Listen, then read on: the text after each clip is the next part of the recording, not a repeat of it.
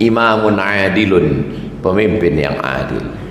Ketika kita berkeinginan sesuai dengan kenyataan, Allah ingin kita bersyukur, alhamdulillah wa syukrulillah wala haula wala quwata illa billah. Tidak sesuai keinginan kita dengan kenyataan, Allah ingin kita bersabar. Inna lillahi wa inna ilaihi raji'un. Syukur dan sabar juga ibadah.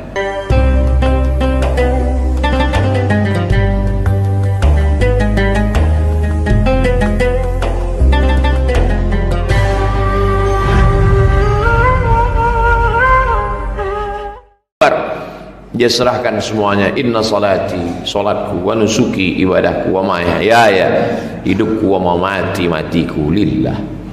Ketika dia sedang dipuja-puji dengan jabatan, dengan kekuasaan, dan dengan popularitas, dia mengembalikannya kepada Allah. Dia tempelkan keningnya yang tinggi, kepalanya paling atas, ke tempat paling rendah, paling hina, diinjak-injak, tempat telapak kaki, lantai. Setelah itu dia pun mengaku bahwa yang suci bukan dia. Subhana rabbiyal a'la, subhana, yang suci engkau, rabbiyal a'la, yang tinggi engkau, wa bihamdih, yang terpuji engkau. Aku kotor, aku tidak suci. Aku rendah, engkau yang tinggi. Engkau terpuji, aku terhina. Begitulah seorang yang berfikir. Dia tidak hanya sekedar cerdas secara emosional, tapi juga cerdas secara pemikiran. Dia berpikir bahwa dunia ini hanya sejenak.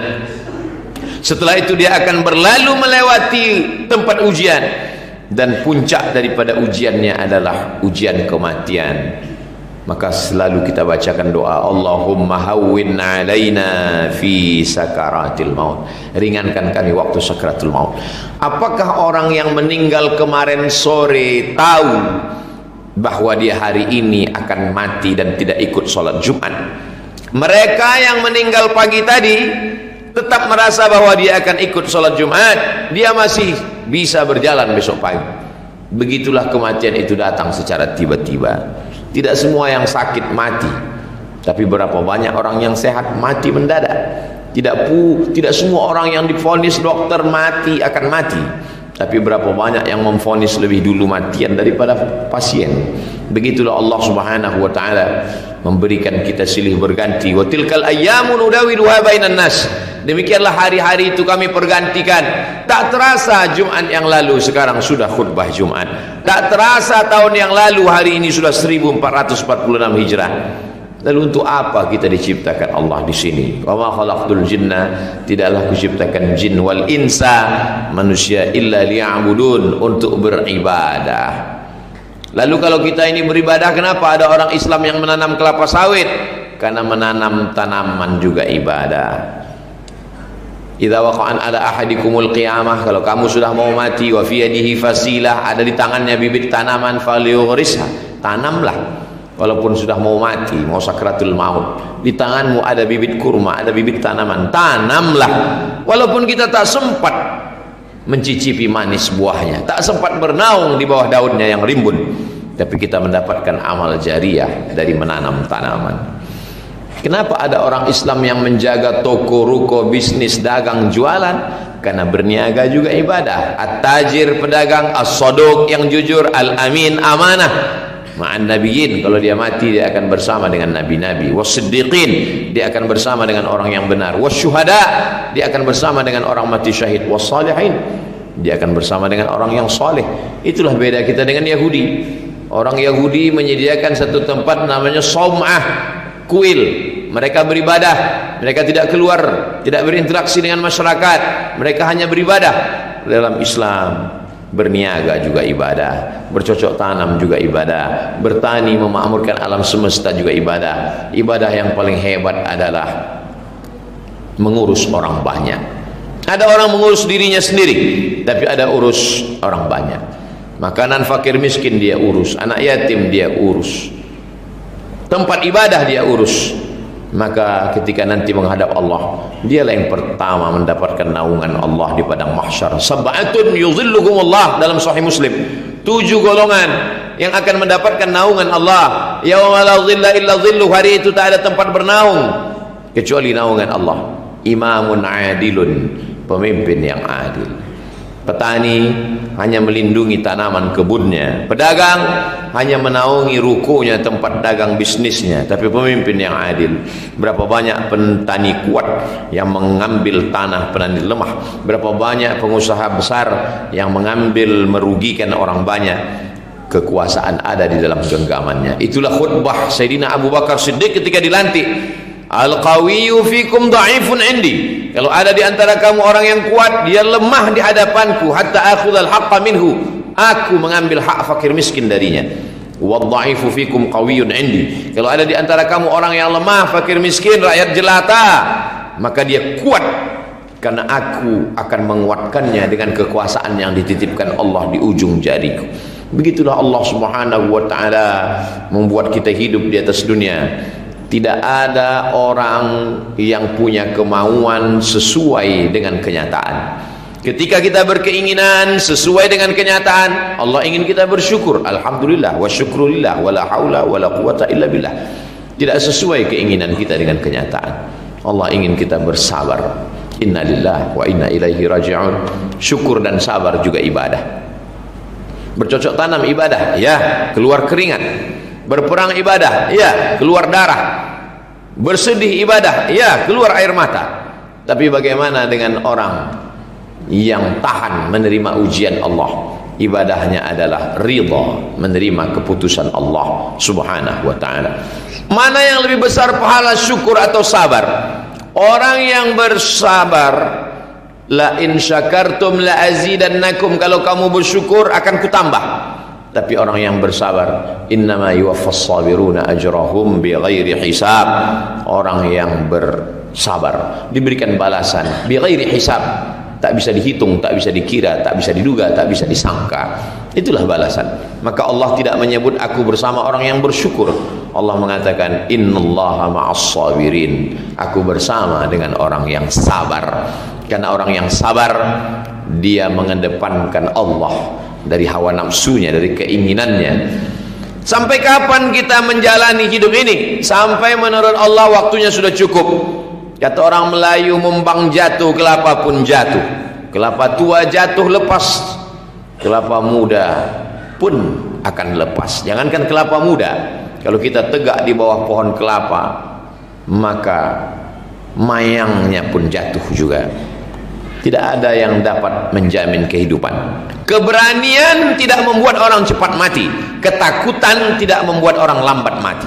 Itulah yang membuat tentara-tentara Rasulullah berperang, berjihad. Kenapa? Karena mereka yakin duduk pun di dalam rumah, berbaring pun di dalam tempat tidur, berselimut kelambu pun kalau malaikat maut datang mati juga. Berperang sejangkal dalam tubuh, tidak ada satu pun dalam tubuh Khalid bin Walid yang lepas dari 3: tebasan pedang, anak panah, dan apa senjata tajam yang mengena pada kulit tubuhnya.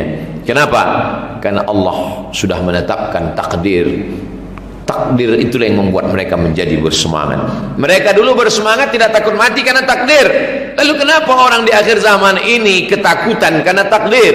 Yang salah bukan takdirnya, yang salah bukan ajaran Islamnya, yang salah adalah orangnya, umatnya.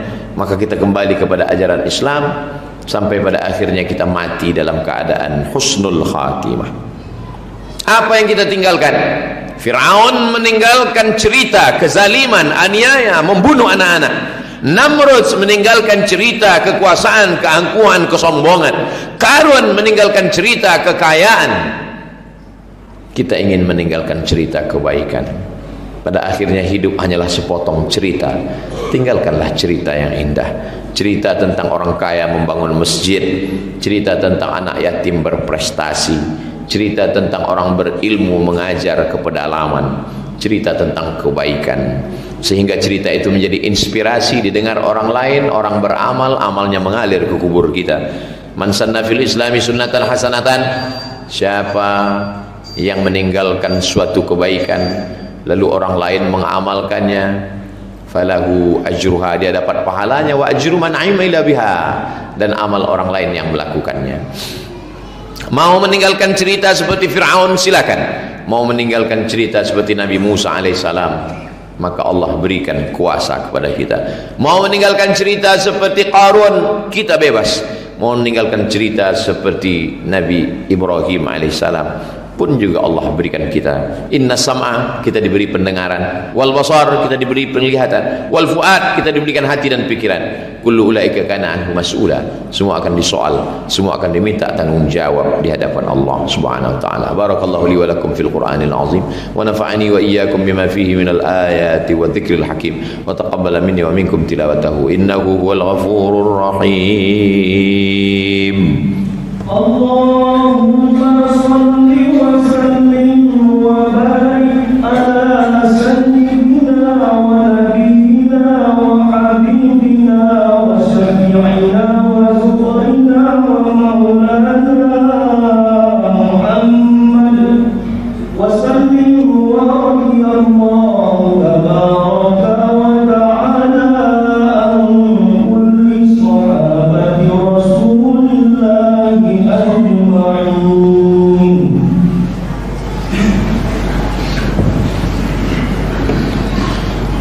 الحمد لله الذي بنعمته تتم الصالحات والصلاة والسلام على سيد السادات وعلى آله وأصحابه أهل الفضائل والكرامات. أشهد أن لا إله إلا الله وحده لا شريك له وأشهد أن سيدنا محمدا عبده ورسوله لا نبي بعده. اللهم صل على سيدنا محمد النبي الأمي وعلى آله وصحبه وبارك وسلم. قال الله تعالى في القرآن العظيم وهو أصدق القائلين: أعوذ بالله من الشيطان الرجيم، بسم الله الرحمن الرحيم، والعصر إن الإنسان لفي خسر إلا الذين آمنوا وعملوا الصالحات وتواصوا بالحق وتواصوا بالصبر. وقال تعالى في آية أخرى: إن الله وملائكته يصلون على النبي يا أيها الذين آمنوا صلوا عليه وسلموا تسليما. اللهم اغفر للمسلمين والمسلمات والمؤمنين والمؤمنات الأحياء منهم والأموات برحمتك يا أرحم الراحمين. اللهم أعز الإسلام والمسلمين واخذل الكفرة والمشركين. اللهم انصر إخواننا المجاهدين المستضعفين في فلسطين. اللهم دمر أعداءك أعداء الدين. اللهم شتت شملهم وفرق جمعهم واجعل كيدهم في نحورهم يا رب العالمين. اللهم اجعل هذا البلد بلدا آمنا. اللهم ادفع عنا الغلاء والوباء والفحشاء والربا والزنا والمنكر والسيوف المختلفة والشدائد والمحن ما ظهر منها وما بطن من بلدنا هذا إندونيسيا خاصة ومن بلدان المسلمين عامة. عباد الله، أوصيكم ونفسي بتقوى الله وطاعته فقد فاز المتقون. إن الله يأمر بالعدل والإحسان وإيتاء ذي القربى وينهى عن الفحشاء والمنكر والبغي يعظكم لعلكم تذكرون. فاذكروا الله العظيم يذكركم واسألوه من فضله يعطكم ولذكر الله أكبر والله يعلم ما تصنعون. أقم الصلاة.